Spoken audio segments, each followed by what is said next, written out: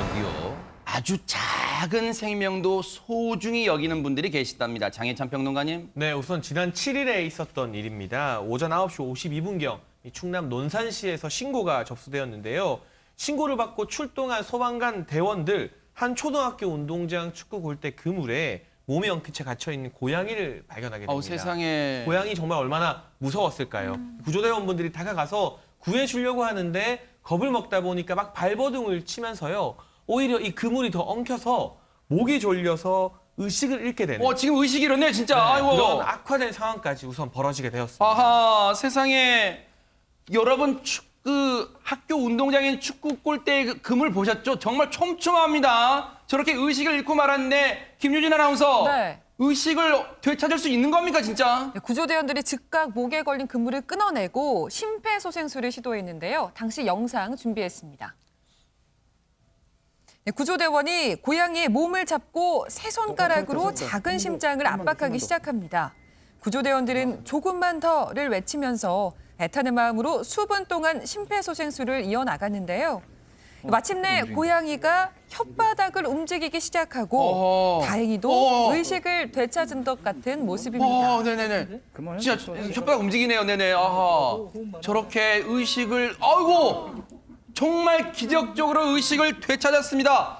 최단비 변호사님. 네, 그러니까 구조대원분들도 가슴 철렁하셨을 것 같아요, 진짜. 그러니까 구조대원분들께서 숨 쉬는 고양이를 보니까 살았다 살았어 이렇게 진짜 기쁨 그러네요. 소리를 내면서 한 마음으로 기뻐하셨어요. 네. 아까 화면 보셨죠? 이제 살아난 고양이가 감사한 마음을 보여주듯이 이렇게 빤히 대원들을 바라보기도 했는데요. 마지막 영상에서 보신 것처럼 완전히 고양이가 의식을 되찾은 모습을 확인하고서는 구조대원분들이 고양이의 등을 토닥토닥 하시고 아하. 자리를 떠나셨습니다. 위급했던 순간인데요. 정말 침착하게 대처를 잘해주신 이 구급대원분들, 소방대원분들 얘기 한번 들어보시고 이어가 보도록 하겠습니다. 개나 아니면 고양이에 대해서 심폐소생하는 동영상을 몇 번 본 적이 있어서 바로 할 수 있었어요. 저희가 하는 일이 생명을 구하는 거잖아요. 그래서 작은 생명이든 큰 생명이든 항상 이게 생명을 구해야 되는 상황이면 저희는 거기에 최선을 다할 뿐이고요. 고양이가 살게 돼서 너무 다행이죠. 늘 우리 구급대원분들, 소방대원분들은요. 최선, 할 일을 했을 뿐이다. 그런 말씀을 하십니다. 정말 겸손하신데. 그런데 오윤성 교수님, 고양이한테 하는 심폐소생술 사람한테 하고는 좀 사뭇 다르네요. 네, 지금 이제 조금 전에 보셨을 텐데 동물에 대한 심폐소생술 같은 경우는 좀 다릅니다. 아하. 이번에 뉴스파이트 보시는 그 시청자분들 아주 그 귀한 영상을 보고 계시는데 만약에 저런 상황이 이제 그 발생이 된다면 당하지 않고 대처를 하실 수 있는 것으로 저는 생각이 듭니다. 그래요? 우선적으로 이 동물들도 왼쪽 가슴에 심장이 있으니까 그 위로 오게 해가지고 깍지를 낀 손으로 해가지고 네. 30배 압박을 하는데 우리 사람들 같은 경우는 굉장히 세게 누르잖아요. 네네. 근데 이제 반려동물이고 작으니까 압박 깊이가 3 내지 4cm 정도. 너무 세게 누르면은 안 되죠. 그리고 이제 이해호흡이라고 하는 것이 사람과 달리 입을 막고 코로 숨을 불어넣는 것을 2번 정도 반복을 하는 그렇군요. 것도 있고요. 그리고 이제 성공을 했는지 안 했는지 확인은 허벅지 안쪽을 만져보면 맥박이 뛰느냐 그것을 확인을 할 수 있다라고 합니다. 귀를 대고 숨 쉬는 거랑 듣는 게 아니라? 그렇습니다. 그래서 그렇게 좀 다른 차이점이 있으니까 그것을 좀 유념을 하시면은 상당히 도움이 되는 그런 정보를 확보를 하실 수가 있습니다. 바꿔 말하면 저분들은요, 백성문 변호사님, 얼마나 평소에 훈련이 되어 있으면 동물한테도 저런 심폐소생술을 침착하게 해냈습니다. 저는 어떤 행인이 쓰러졌을 때 심폐소생술로 살렸던 그런 훈훈한 얘기도 있지만 그에 못지않게 이 얘기도 보면서 제가 굉장히 뭐라 그래야 될까 가슴이 따뜻해진다는 느낌을 받았는데 저는 딱 저 영상을 보면서 느낀 건 세상에 하찮은 생명은 없다라는 걸 많이 느꼈고요. 그리고 정말 그 애견이나 혹은 고양이를 사랑하시는 분들도 많고 사실 고양이나 개는 거의 사회 구성원이에요. 그러니까 동등하게 생명을 존중하는 모습을 보여줬다라는 점, 그 모습만으로도 굉장히 가슴이 따뜻해집니다. 네, 정말로요. 우리가 동물들은 어쨌든 흔하고 흔한 게 동물이야라고 생각할 수도 있을 텐데요. 그리고 신고를 해주신 분들도 대단하고요. 저렇게 출동을 해서 소중한 생명을 살려주신 우리 소방대원분들 정말 감사드립니다. 이분 소개 안 해드릴 수가 없죠. 충남 논산 소방서의 조상우 소방사님, 그리고 아마 많은 동료분들도 계실 거예요. 정말로 전국에 계신 소방대원분들 명예를 드높이셨습니다. 정말로 감사의 박수를 보내드리겠습니다. 고맙습니다.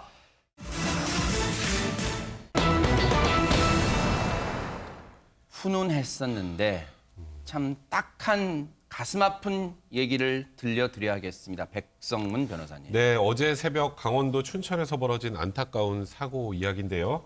어제 새벽 4시 10분쯤에 춘천시 후평동의 한 도로에서 21살 황모 씨가 몰던 승용차가 갑자기 인도로 돌진을 했습니다. 아이고. 네, 인도로 돌진을 해서 가로수를 들이받고 지금 세상에. 차 보시면 아시겠지만 아우, 차 처참하네요. 상태가 아우. 굉장히 처참한 상황인데요. 가로수를 들이받은 뒤에 인근 상가 건물을 연달아 충돌하고 나서야 멈춰섰는데 아유. 뭐 보시면 아시겠지만 차량과 충돌한 건물 외벽, 뭐 유리 전부 다 박살이 났고요. 차량은 지금 보시는 것처럼 사실상 뭐 거의 종잇장처럼 구겨져 있는 상황입니다. 그러니까요. 아까 제가 말씀드렸던 이 사고 차량 운전했던 운전자 황 씨 포함해서 이 안에 타고 있던 한 분이 더 숨져서 2명이 숨지고요. 아이고 세상에. 동승자 3명까지 크게 다친 안타까운 사고가 아이고 발생을 했습니다. 세상에 5명이 타고 있었나 봅니다. 당시에 대체 어느 정도의 큰 사고였는지 인근 주민분들 얘기 들어보시고 이어가 보도록 하겠습니다. 우리가 4시쯤 일어났는데 갑자기 멍펑 소리가 나갖고 이 창문을 이렇게 열으니까 차가 쭉 섰는 거야. 그냥 도로에서 사고 난 줄 알았지 누가 여기까지 이렇게 들은지 몰랐지. 그럼 그냥 여기 길에 모르시는구나. 있어. 여기 길에 여기. 근데 비 내리는 줄 알았지. 오윤성 교수님, 차가 어쩌다 인도까지 올라가게 됐을까요, 세상에. 사실은 이제 저 사고가 발생되기 몇 분 전에 그 저 차 같은 경우가 지그재그 운전을 하고 있으니까 어허. 그 당시에 이제 순찰을 돌고 있던 경찰차가 그것을 발견하게 됩니다. 그러니까 이제 아무래도 이제 그 뭐 그냥 그 가운데에서 차를 세울 수가 없으니까 갓길로 정찰하라라고 하는 이 신호를 계속 보냈는데 그것을 무시하고 약 3km 정도를 그냥 계속 도주를 한 거죠. 아하. 그러다가 바로 이제 가로수를 받고 저 상가 건물로 돌진을 하게 된 건데 아우, 세상에. 그러니까 이제 결국은 경찰의 추적을 피하려고 하다가 더 큰 사고를 낸 그런 사례가 되겠습니다. 보시면 도로 연석의 높이도 상당한데 그 연석까지 이 올라서 인도까지 와서 상가, 가로수를 들이받고 1차적으로 들이받은 것 같습니다. 상가 건물까지 들이받은 다음에야 멈추게 됐는데 차가 지그재그로 움직였다는 거예요. 경찰 얘기로는 어떤 상태였다고 우리가 추정해 볼 수 있을까요? 최단미 변호사님. 네, 지금 정확하게 어떤 상황인지는 확인할 수가 없는 상황입니다. 이제 일단 음주운전 여부도 확인을 해볼 필요가 있겠죠. 아하. 그래서 지금 춘천경찰서에서는 사망한 운전자 황 씨의 혈액을 채취를 해서 국립과학수사연구원에 보낸 상태이고요. 음주 여부는 확인하는 중에 있고 검사 결과를 기다리고 있는 상황입니다. 경찰 입장에서도 마음이 지금 이 상당히 낙담했을 겁니다. 왜냐하면 운전자가 지금 사망했습니다. 운전자와 지금 동승자가 2명이나 지금 사망한 사고란 말이에요. 관련해서 경찰 얘기 들어보시고 이어가 보도록 하겠습니다. 현장에서 보기에는 음주운전 차량이었죠. 막 지그재그로 가고. 근데 그걸 뭐 단정 지을 수가 없잖아요. 네. 근데 추정은 그렇게 하는데. 세열해가지고 국가수로 보내셨나요? 예. 결과는 언제쯤 나올까요? 보름 걸리지 않나 싶은데요. 네.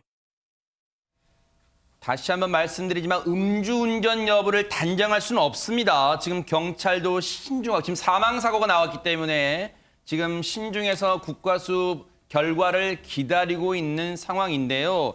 지금 5명이 차량에 타고 있었습니다. 5명은 어떤 관계들이었을까요? 김유진 아나운서. 네, 모두 19살부터 21살의 청년들이었는데요. 동네 선후배 사이로 알려졌습니다. 특히 사고 차량이 운전자 아버지 소유의 차량이었다고 하더라고요. 지금 말씀해 주신 것처럼 이 사고로 지금 운전자 포함해서 2명이 숨지고 동승자 3명도 크게 다쳐서 병원으로 옮겨져 치료를 받고 있는 상황이라고 하니까 정말 비극이 아닐 수 없습니다. 그러니까요. 경찰도 마음이 착잡할 거예요. 이렇게 지금 단속을 하는 과정에서 또 사망사고가 나와서 지금 착잡할 텐데, 그리고 이 사고와 관련해서는 억측은 해서는 안 된다, 이런 생각도 해봅니다.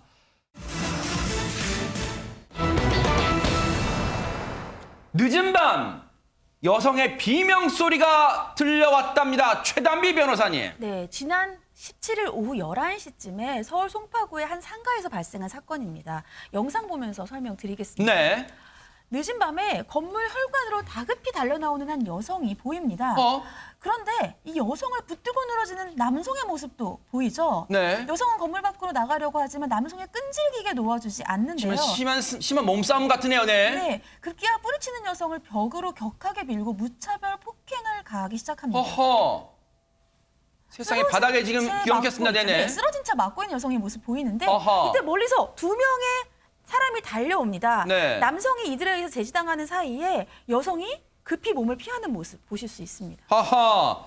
지금요. 언뜻 봐도 지금 위급한 순간으로 보이는 지금 대체 저게 언제 어디서 일어난 일입니까? 백성문 변호사님. 네, 지난 17일 오후 11시쯤입니다. 송파구의 한 상가 화장실에서 30대 남성이 한 여성을 성폭행하려고 시도하다가 조금 전에 보셨던 것처럼 응하지 않으니까 저렇게 잡고 무차별적으로 폭행을 했었던 그런 세상에. 사건입니다. 여성이 도망가려고 하고 있었잖아요. 네. 근데 저 둘 무슨 연인 관계인가? 혹시 뭐 연인 간에 저렇게 데이트 폭력인가? 이런 생각할 수 있는데 서로 일면식도 없는 사이였다고 합니다. 정말로 지금 위급한 순간이었고요. 여성이 강력하게 반항과 저항을 하니까 무차별 폭력까지 저질렀습니다. 장해찬 평론가님. 그 영상 속 이 두 명의 용감한 시민이 아니었다면 혹시나 더 안 좋은 일이 일어나는 것은 그러니까요. 아닌가 우려가 되는 그런 놀랄만한 상황인데요. 네. 바로 이 비명 소리를 듣고 달려나간 분들은 인근 가게의 주인과 종업원이었습니다. 그래요? 이분들이 사실 본인들 가게 마감하기도 바쁠 수 있고 네. 요즘은 사회 분위기가 다른 사람 일에 웬만하면 잘 안 끼어들려고 하잖아요. 그런데도 뭔가 긴박한 상황인 것처럼 보이자 용감하게 이 영상에서도 보시지만 정말 와다다다다 이렇게 빨리 달려가요. 아하. 그러니까 내가 아는 사람 일인 것처럼. 네. 그렇게 달려가서 남성을 제지해준 덕분에 여성이 현장에서 지금 벗어날 수 있었고요. 네. 가해 남성은 도망쳤다고 합니다. 하하. 저 몹쓸 짓을 한 남성은 현장에서 당시에 도망쳤다고 하는데요. 저 상황에서 정말 앞뒤 가리지 않고 현장으로 달려갔던 분들 정말 대단합니다. 그분들 얘기 들어보시고 이어가 보도록 하겠습니다. 10시에 마감을 하고 청소하고 이제 쏘고 있다 보니까는 소리 지르는 소리가 들려서 나는 그냥 아는 사람들끼리 뭐 서로 장난을 하나 뭐 그렇게 들었는데 우리 직원은 정확하게 들었더라고요. 살려주세요 그 소리를. 그래서 이제 현관문 쪽을 보니까 저쪽에 그 상가 들어가는 입구 쪽에 둘이서 그냥 막 넘어지고 뭐 싸우는 것 같더라고. 그래서 얼른 뛰어갔죠. 나하고 이제 우리 직원하고 둘이 처음에는 남자가 여자를 막 그 벽에다 막 몇 번 막 때리고 머리채를 잡고서 건물 안으로 질질질 이렇게 끌고 들어가는 그런 찰나였어요. 세상에 당시 상황을 말로만 들어도 정말 위기일발의 순간이었습니다. 네, 그렇습니다. 지금 이제 우리가 이 범죄학적으로 범죄 발생 공식이라고 하는 것이 있는데 범죄를 유발하는 힘은 동기화되어 있는 범죄자, 즉 다시 말해서 저 범죄자 같은 경우고요. 그리고 이제 약한 그 시간과 장소에 있었던 약한 피해자가 이 범행을 유발하는 힘이 됩니다. 그런데 이제 범행을 억제할 수 있는 힘은 개인의 방어력. 이미 저 여성 같은 경우는 저항을 하지만은 방어력이 약하지 않습니까? 그리고 사법기관에 있어서의 개입인데 경찰은 지금 저 상황을 모르고 있단 말이에요. 아하. 그중에서 가장 중요한 것이 주변 시민들에 있어서의 집단적 방어력인데 바로 저 상황을 보게 된다면 평소에 이 범죄 발생을 제어하는 데 있어서 보통 일반적인 시민들의 관심과 아주 적시적시한 어떤 그 개입, 이것이 굉장히 중요하다라고 하는 것을 하나로 설명을 해주고 요약을 해주는 그런 사례라고 봅니다. 네.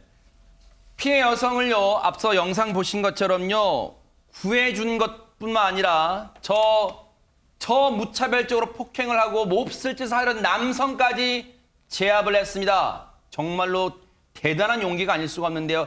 관련 얘기 더 들어보시고 이어가 보도록 하겠습니다.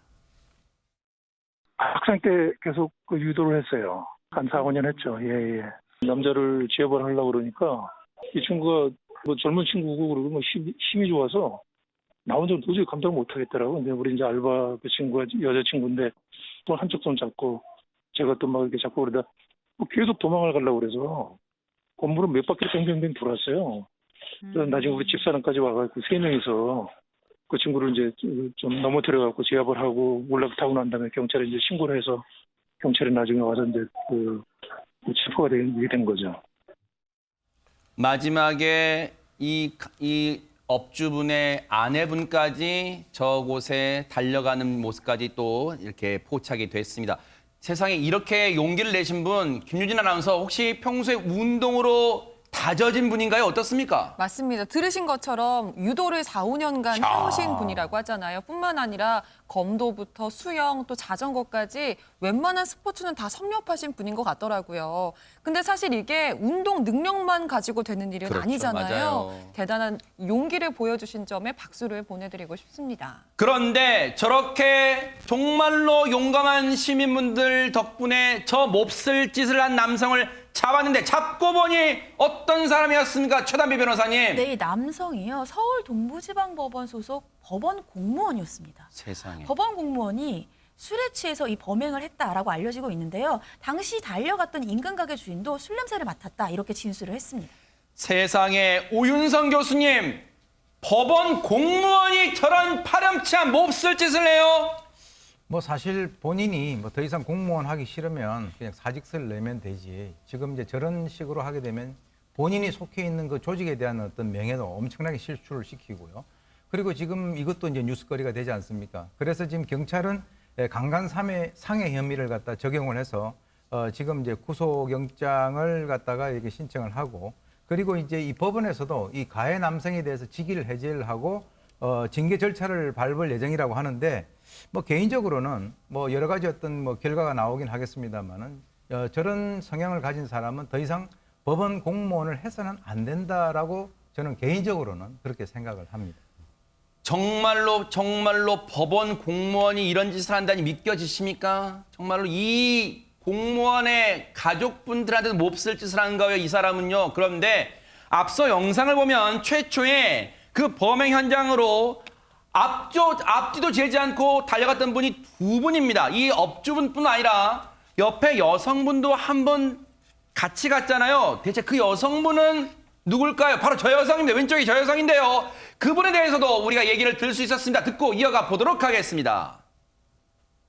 벨기에 친구예요. 부모는 터키 사람이고 한국에 온 지는 그 친구가 1년하고 한 2개월 정도 됐고요.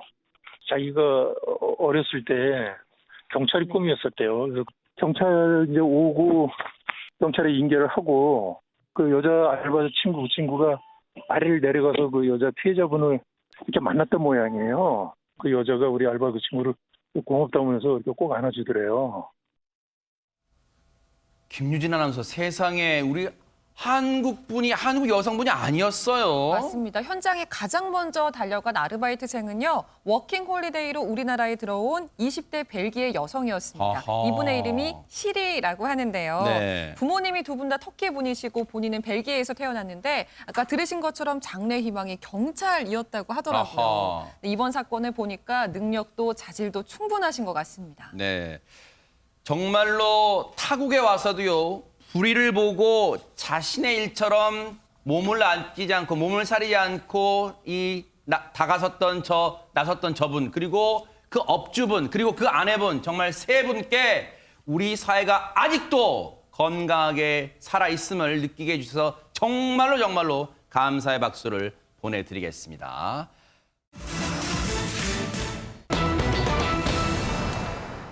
분위기를 좀 바꿔보도록 하겠습니다. 인터넷에 올라온 사연을 여러분과 함께 고민해보는 시간입니다. 김유진 아나운서.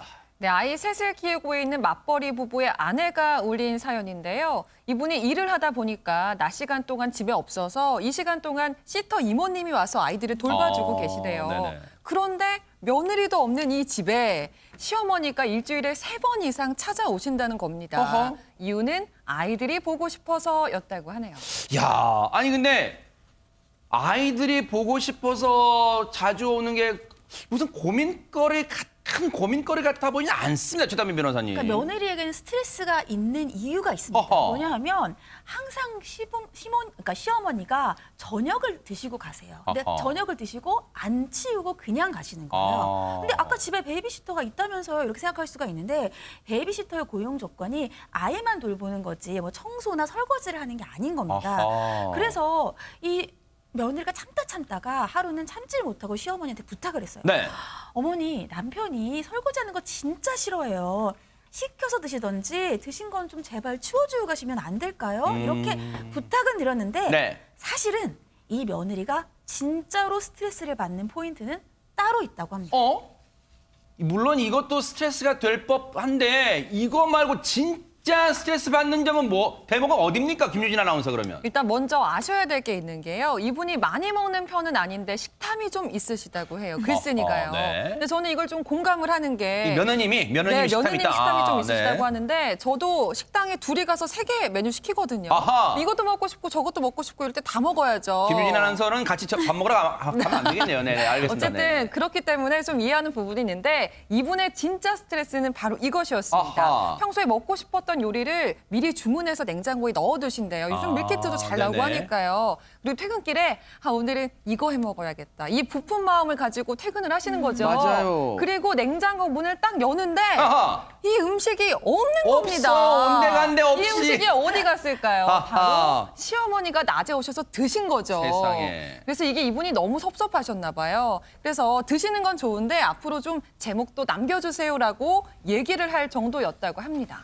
아니 근데 곰곰이 따져보면 최단비 변호사님 먹을 것 같고 시부모님이 드신 거 가지고 이렇게 불만이 있다. 좀 며느님 입장에서 좀 야박하다는 생각 안 듭니까? 어떻습니까? 그렇죠. 그러니까 이제 며느리 입장에서 그때 괜히 화를 냈나 좀 죄송한 마음이 드는 거예요. 네. 그래서 그때 이후부터는 음식을 넉넉하게 주문을 했대요. 그런데 넉넉하게 주문했더니 이제는 집에서 드시는 거 플러스 남아있는 음식을 죄다 시댁으로 가지고 가시는 거예요. 근데 네. 이 집이 맞벌이 집이라고 했잖아요. 아, 네. 그래서 유통기한이 짧은 음식들보다는 네. 진공 포장된 음식, 캔류, 레토르트 이런 음식을 시키는데 월요일에 먹고 남은 건 이제 목요일쯤 먹어야지 하고 목요일에 딱 보면 영락 없이 냉장고에 그 음식이 싹 없는 겁니다.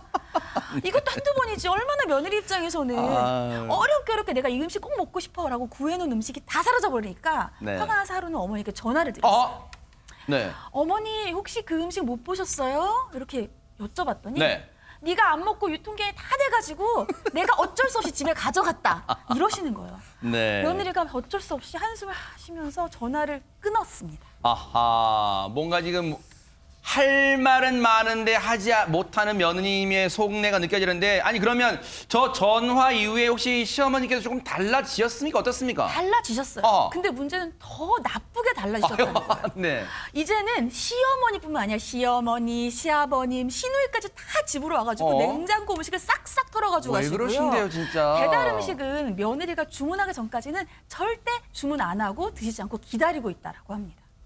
아니 근데 이쯤 되면은 시댁 식구분들이 식탐이 대단하시다기보다는 혹시 며느님한테 네. 이 며느리한테 뭔가 불만이 있는 걸 우회적으로 지금 이렇게 하는 거 아닙니까? 제 생각에도 그런 것 같아요. 어허. 그게 뭐냐면 처음에 그냥 집에 음식 있네요로 먹고 갈 수 있죠. 근데 이제 며느리가 그렇게 부탁을 하는데 일부러 넉넉하게 살아도 일부러 다 싸가고 또 시아버지 또 지금 시누이까지 와가지고 음식을 먹고 이게 그냥 저 집 음식이 맛있어서가 아닌 것 같고 요즘에 아까 베이비시터 있다고는 말씀을 하셨지만 아이가 셋이잖아요. 그리고 또 아무리 그 베이비시터가 본다고 하더라도 네. 이 시어머니가 와서 아이들을 같이 보는 거하고는 차이가 나죠. 그렇죠. 확실하게 믿을 수 있잖아요. 네. 근데 지금 보시는 것처럼 일주일에 3번 지금 이 며느리는 일을 해야 돼서 집에 없는데 네. 일주일에 3번 정도 와서 아이를 봐준다. 네. 보통 어떻게 하나요? 아하. 보통 며느리들이 용돈을 드립니다. 네. 근데 한 번도 용돈도 안 드리고 그냥 집에 와서 음식 먹었다고 뭐라고 하고 용돈은 안 드려요. 내가 지금 나 용돈을 줘도 부족할 판국에 지금 내가 밥 먹을 거 갖고 타박해? 하면서 오히려 이 갈등이 좀 커진 게 아닌가. 시어머니 입장도 이해가 되네요. 네. 아니 이건 백성문 변호사님 이른바 백피셜입니다. 최단미 백피셜. 변호사님. 네. 일단 어머니가 전적으로 아이를 돌봐주실 수가 없잖아요. 아하. 그러면 베이비시터가 필요해요. 네. 근데 베이비시터를 구해보신 워킹맘들은 아시겠지만 구하기가 진짜 어려워요. 근데 애가 하나도 아니고 셋이잖아요. 네. 그럼 거의 베이비시터를 모시고 사는 정도로 구하기가 어려운데 거기에 시어머니 오시죠, 시아버님 오시죠, 시누이까지 오면 베이비시터 그날 그러니까요. 그만둡니다. 아하. 근데 식사하고 안 치우고 가잖아요.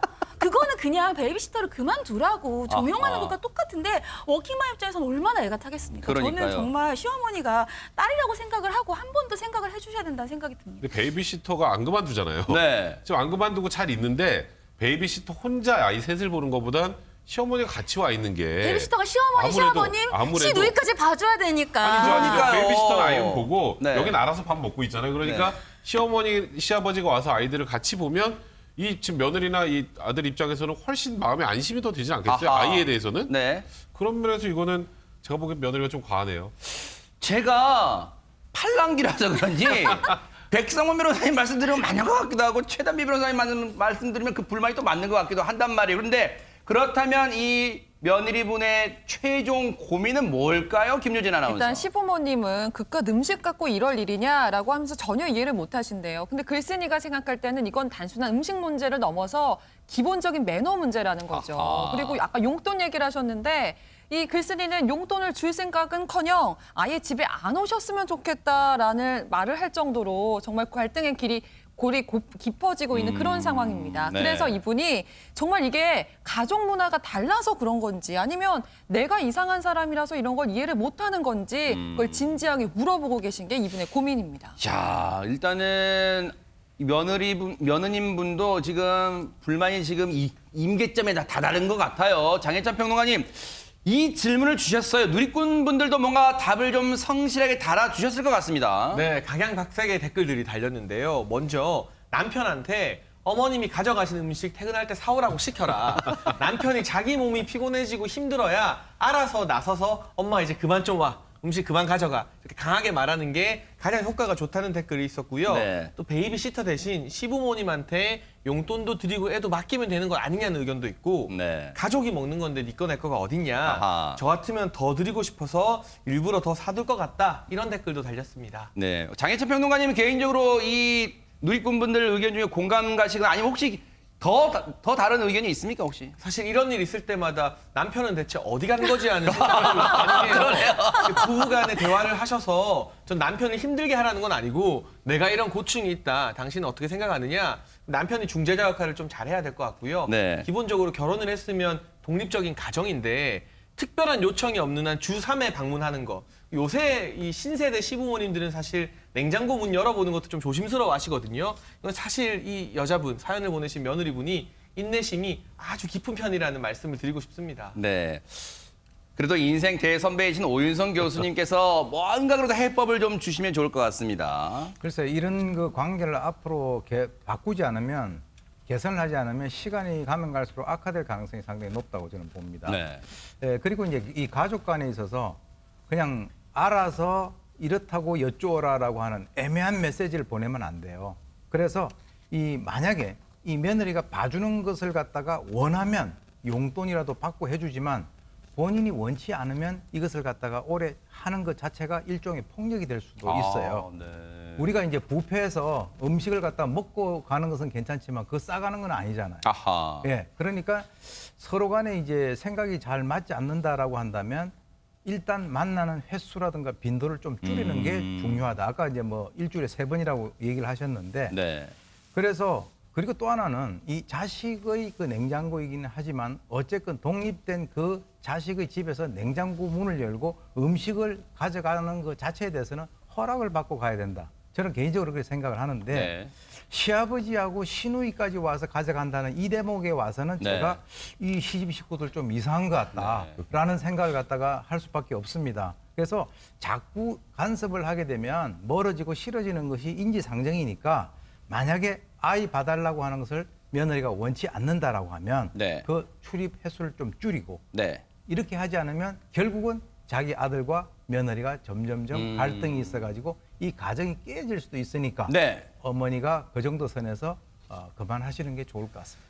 그러니까 어떻게 보면 사실 내 아들의 며느리, 내 아들의 이 결혼한 사람 며느리지만 그 며느리와 그 아들 내외가 사는 곳은 그 부부의 사적 공간이고 더 나아가서 더 세밀하게 보면 냉장고조차도 사적 공간이라는 생각도 해봅니다. 그걸 함부로 뭔가를 한다는 것은 글쎄 아무리 시어머니라도 글쎄요. 다시 한번 신중하게 행동을 해봐야 되지 않을까 그런 생각도 해봅니다. 가족밖에 난 몰라. 세상에 가족밖에 모르는 스타들 누가 있을까요? 궁금하시죠? 김유진 아나운서. 먼저 트롯 가수 진성 씨입니다. 아하. 굉장히 남자답게 생기셨잖아요. 그런데 집에서 모든 걸 스스로 해결하신다고 해요. 네. 요리를 얼마나 잘하시는지 고추장, 된장까지 직접 담그실 정도라고 하는데요. 진짜 저 요리를 한 거라고요, 진성 씨가? 네, 맞습니다. 그러면서 요즘 시대에 누가 집에서 아내에게 밥 달라, 커피 달라 하느냐. 이제는 밥 정도는 자기가 알아서 책임질 줄 알아야 한다. 이런 말을 하기도 하셨습니다. 네. 다 저렇게 해주면 이제 아내분이 참 편할 거라는 생각도 해보는데요. 관련 얘기 들어보시고 이어가 보도록 하겠습니다. 제가 병원에서 5개월 만에 드디어 이제 퇴원을 했어요. 자연에서 사실 잘 보이지 않는 백도라지라는 도라지가 있었는데 그것이 좋다라고 혈액암에 그렇죠. 또 이제 좋다. 하니까 동네 신만이 분들하고 깊은 산에 간 거예요. 그래가지고 그걸 이 사람 눈에 띈 거예요. 바위를 한 4, 5m를 올라가가지고 그걸 캐다 사실 거기서 굴러버렸습니다. 사모님이 그렇죠. 예.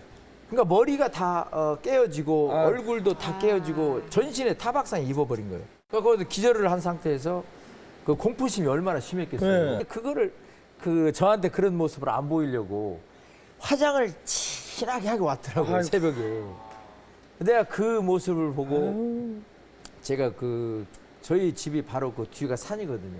뒷산에 그 새벽에 3, 4시에 올라가고 무서운지도 모르고 정말 그 대성 통곡을 한 적이 있었습니다. 그래서 세상에 정말 이 가슴 절절한 사연이 있었는데 근데 백성문 변호사님 앞서 얘기 중에 잠깐 혈액암이라는 얘기가 나왔어요. 어찌 된 네, 지금 일입니까? 진성 씨 보시면 너무 건강해 보이시죠? 네. 굉장히 남성적이고 그런데 진성 씨에게도 저런 시절이 있었습니다. 림프종 혈액암에다가 심장 판막증 투병 생활을 했는데 아이고 세상에. 네, 지금 아까 병원에서는 5개월 만에 퇴원을 했다 이런 얘기를 하잖아요. 진성 씨가. 그런데 아까 조금 전에 있었던 그 에피소드 아내가 그 도라지가 또 이런 데 잘 듣는다고 10만이다라고 같이 올라갔다가 세상에. 바위 위에서 굴러서 이렇게 많이 다쳤는데 그 모습을 보고 내가 이 여자를 평생 지키겠다 이런 다짐을 했다고 합니다. 네. 지금 보시는 것처럼 워낙 소문이 아이고 아내분이시군요. 아이고. 집 앞에 750평 정도 되는 농장이 하나 있는데 네. 그 농장 이름도 진성 씨 아내 이름 여기서 알겠네요. 미숙인의 농원 이렇게 짓다고 합니다. 와, 최단미 변호사님 아내를 지극히 사랑한다지만 농원 이름을 미숙인의 농원 아내 이름으로 붙였습니다. 네, 그러니까 이 진성 씨가 암 투병을 하고 나서 몸이 아프니까 정말 아내의 고생을 가슴으로 느낄 수 있었다 그렇게 생각을 했대요. 그래서 더욱더 아내에 대해서 감사한 마음을 가지게 됐고 네. 그 감사에 대한 표현으로 수입의 대부분을 주게 됐다고 그래요? 합니다. 그래서 원래는 아프기 전에는 결혼 초에는 아내와 이 수입을 7대3으로 관리를 했는데 어허. 지금은 아내의 고생을 느끼고 나서는 수입을 9대1로 대부분을 다 아내에게 주는 그런 야. 관리를 하고 있다라고 합니다. 사실 생각해보면 정말 몸이 힘들 때 정말 투병 생활할 때 곁을 지켜준 아내에게 돈 말고 더한 것도 주고 싶을 거 아니에요? 장현찬 평론가님. 네, 그렇기 때문에 단순히 돈이 아니라 진성 씨에게는 가장 소중한 이것까지 유산으로 주고 싶다는 뭘까요? 그런 이야기를 밝혔는데요. 어허. 이것은 바로 진성 씨의 가수 데뷔곡입니다. 이야. 님의 등불이라는 노래가 있는데 네. 그 당시에 막 메가 히트를 치지는 않았다고 해요. 어허. 하지만 진성 씨가 자신을 가장 잘 표현한 곡이라고 평가를 하고 있고요. 네. 처음으로 이제 자신의 곡을 가졌다는 사실 때문에 이 님의 등불이 처음 나왔을 때 가장 많이 감격했다고 합니다. 그렇기 때문에 만약 마지막 순간을 맞이하게 된다면 자신의 분신으로 이 노래를 생각하고 아내에게 이 님의 등불이라는 노래를 유산으로 주겠다고 밝혔습니다. 세상에 진성 씨가 분신과도 같이 느낀다는 그 노래 한번 들어보시고 이어가 보도록 하겠습니다. 동쪽에서 부는 바람 입에 꽃기 스치네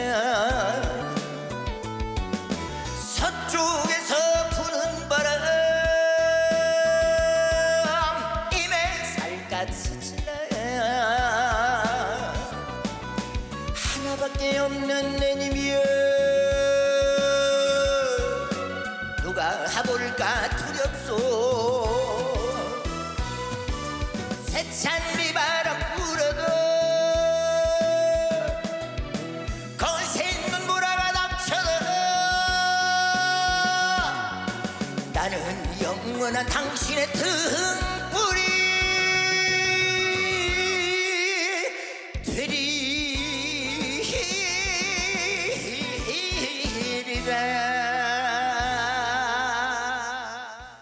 야, 노래가 뭐 왠지 판소리 느낌도 나고 막 그렇습니다. 그런데 오윤성 교수님 가사를 제가 좀 음미봤더니 아내를 향한 지극한 사랑이 좀 느껴지는 노래 같습니다. 그렇습니다. 이제 진성 씨 같은 경우 평소부터 이제 그런 걸 많이 강조를 해왔고 특히 이제 수입을 거의 다 아내한테 준다라고 하는 것은 그거는 뭐 그야말로 자기가 행동으로 실천을 하는 것인데 아까 보니까 뭐 아픈 자신을 위해서 백도라지 캐다가 다쳤다 이런 것들 사실 이제 진성 씨 같은 경우는 50세 늦은 나이에 이제 결혼했으니까 노총각을 구제를 해준 것 같은 그런 상황도 되고요.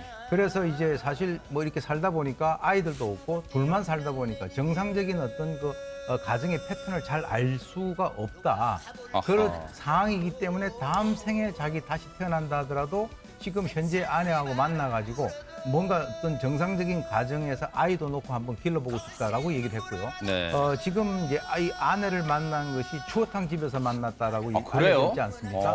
그래서 다음 생에는 아예 본인이 추어탕 집을 차려가지고 그 주인이 돼가지고 자기 아내가 오는 것을 기다리고 있겠다라고 할 정도니까 네. 사실 보통 남성들 보고 현재 아내하고 다음 생에 다시 어떻게 결혼하려 그렇게 얘기 물어보면 뒷말이 약간 흐려지는 그런 것이 있는데 사실은 이분 같은 경우는 명확하게 후속 2편을 갖다가 아내하고 시작을 하겠다 이렇게 얘기를 하고 있습니다. 정말로 참 늦게 만난 그 사랑이만큼 참 지금도 참 절절하게 절실하게 키워가고 있다 그런 생각도 해봅니다. 그런가 하면요. 트롯계에 정말 둘째가라면 서러운 또 애처가가 있다고 합니다. 누군지 궁금하시죠? 영상으로 만나보시고 이어가 보도록 하겠습니다. 춤을 춥시다 밤이 새도록 그대의 날이 랍니다 댄스 댄스 댄스 춤을 춥시다 댄스 댄스 댄스 리듬에 맞춰 댄스 댄스 댄스 내게 오세요 그대 오늘의 섹시한 여자 댄스 오빠 한번 믿어봐 너만 바라보리라 평생도록 내가 안아줄게 야, 우리한테 친숙한 박현빈 씨도 애처가 대열에 속해 있던 거예요, 김유진 아나운서? 오빠 한번 믿어보라고 그렇게 노래를 하시더니 애처가 되셨습니다. 네. 이분의 아내가 지금 4살 연하의 항공무용 전공자라고 하시는데요. 그래요? 보자마자 이 여자다 딱 싶으셨대요. 그리고 얼마나 공을 들이셨냐면 한정파 초콜릿을 사다 주면서 마음을 잡기 위해서 공을 많이 들이셨다고 하는데 네. 지금도 얼마나 참하고 속이 깊은 사람인지 모른다라고 하면서 네. 아내 칭찬이 마를 날이 없다고 합니다. 네. 사실 우리가 애처가 말로만 하는 것 같다 그런 생각도 들잖아요. 과연 행동으로 뭔가 보여주는 건 없을까 궁금하시잖아요. 영상 만나보시고 이어가 보도록 하겠습니다.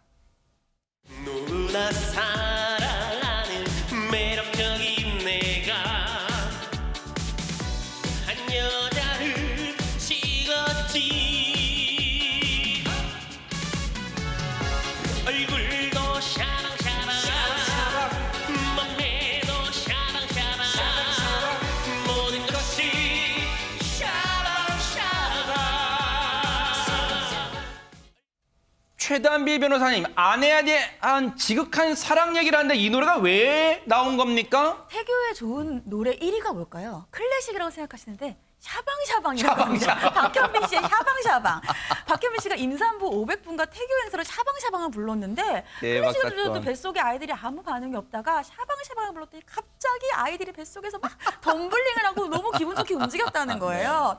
그래서 그 초음파도 실제로 봤대요. 그래서 이제 아내가 첫째 아이를 출산을 할 때 옆에서 샤방샤방을 불러줬대요. 오. 근데 저기서 아주 그냥 죽여줘요라는 노래 가사 저 끝부분을 불렀더니 그때 아이가 숨풍 나왔다는 거예요. 세상에. 그래서 내가 이 노래를 내조를 하고 있다. 또 둘째 아이는요, 재울 때 샤방샤방을 불러주면 아주 잘 잔다고 합니다. 야, 아니 장현찬 평론가는 이 정도면 샤방샤방이 박현빈 씨의 인생곡이겠네요, 진짜. 네, 그런데 정말 이 샤방샤방 노래로만 아내에게 잘하는 게 아니라 실제 살림으로도 정말 아내 끔찍하게 생각한다고 하는데요. 아, 그래요? 지금 같이 TV 보시는 남편분들 잠깐 물 한 잔 드시러 가셔야 될 것 같고요. 네. 이 박현빈 씨 집 앞에 전통시장이 있다고 합니다. 네. 그래서 매일매일 장 보는 게 취미인데 네. 매일 직접 장을 봐서 요리를 한다고 하고 아하. 사실 이 박현빈 씨가 밖에서 행사나 방송 마치고 돌아오면 아내가 고생했다 쉬어라고 하는데 아내는 집안에서 정말 혼자 육아 다 하고 있잖아요. 그러니까 박현빈 씨가 쉬지 않고 직접 장 봐온 걸로 아내에게 요리를 해준다고 합니다. 네. 살림도 마찬가지이고요.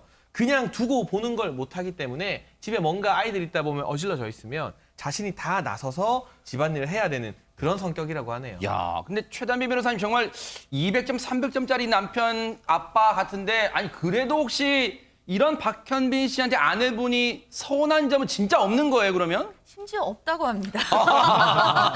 박현빈 씨의 아내분은 남편에게 서운한 점이 하나도 없다. 야, 남편이 대박 사건이네요. 완벽해서 바라는 것은 아직 없다. 이렇게 얘기를 하는데 네. 박현빈 씨가 가족이 늘어나니까 더 열심히 살게 됐다. 아이가 둘이 있잖아요. 생각도 많이 바뀌고 철도 많이 들었다. 이렇게 얘기를 하는데 얼마나 잘해주면 서운한 게 없느냐. 육아를 같이 한대요. 야. 쉬는 날에는 첫째를 데리고 나가서 같이 산책도 하고 운동도 하고 놀이터도 가고 미용실도 가고 밥까지 해결하고 들어온다고 하니 서운한 점이 없을 것 같습니다. 대단합니다. 박현빈 씨가 이렇게 가족애가 지극한 이유 혹시 있을까요? 한번 들어보시고 이어가 보도록 하겠습니다. 사실 저도 제가 아이를 낳기 전엔 잘 몰랐어요. 그렇죠. 근데 진짜 아이를 낳고 열심히 키우다 보니까는 아 이렇게 저를 키우셨구나. 그래서 항상 감사한 마음을 더 가지고 앞으로도 더 열심히 하려고 노력을 하고 있습니다. 어머니 사랑합니다. 오래오래 행복해요.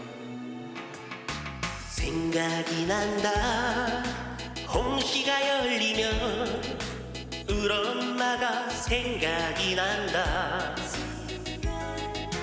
자장가 대신 젖가슴을 내주던 우리 엄마가 생각이 난다 그리워진다 홍시가 열리면 우리 엄마가 그리워진다 눈에 넣어도 아프지도 않겠다던 우리 엄마가 그리워진다. 사실 박현빈 씨는 2016년에요. 큰 교통사고를 당하면서 죽을 고비를 넘기고 극적으로 살아났습니다. 가족의 소중함을 그때부터 더 깨달았다는데요. 지금 4대가 같은 집에 사는데요. 참 다복합니다. 정말 그 행복을 실천하는 박현빈 씨 앞으로 꽃길만 걷길 기대해 보도록 하겠습니다.